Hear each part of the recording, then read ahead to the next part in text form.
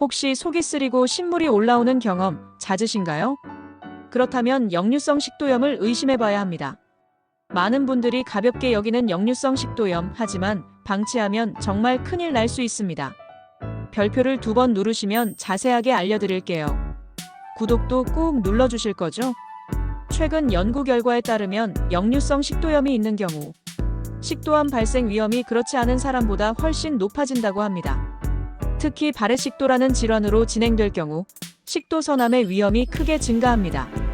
발해식도는 위산 역류로 인해 식도 세포가 변형되는 것을 말하는데, 이것이 암으로 발전할 가능성이 높다는 것이죠.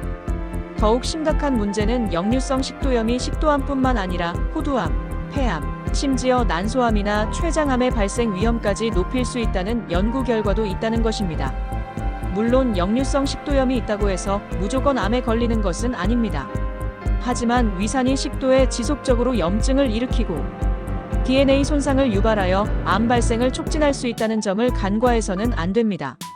특히 내시경 검사에서 뚜렷한 미란이 발견되지 않는 비밀환성 역류성 식도염의 경우에도 안심할 수 없습니다. 일부 연구에서는 일반인과 비슷한 수준의 식도선암 위험을 보인다고 하지만 역류성 식도염 자체가 식도암의 주요 위험 요인이라는 사실은 변함이 없습니다. 그렇다면 우리는 어떻게 해야 할까요? 가장 중요한 것은 생활 습관 개선입니다. 과식, 과음, 흡연, 비만은 역류성 식도염을 악화시키는 주범입니다. 이러한 요인들을 피하고 건강한 식습관과 규칙적인 운동을 통해 위산 역류를 줄이는 것이 중요합니다. 하지만 이미 증상이 나타났다면 반드시 병원을 방문하여 전문의와 상담해야 합니다. 양성자 펌프 억제 PPI와 같은 약물 치료를 통해 증상을 완화하고 식도 손상을 막을 수 있습니다. 다만 PPI를 장기간 복용할 경우 위장관암 위험이 높아질 수 있다는 연구 결과도 있으므로 반드시 의사의 지시에 따라 복용해야 합니다. 최근에는 테빈브라와 같은 새로운 면역 항암제가 식도암 치료의 새로운 가능성을 제시하고 있습니다. 하지만 무엇보다 중요한 것은 예방입니다.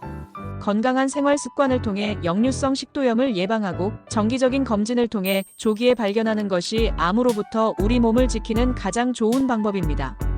역류성 식도염, 더 이상 가볍게 여기지 마세요.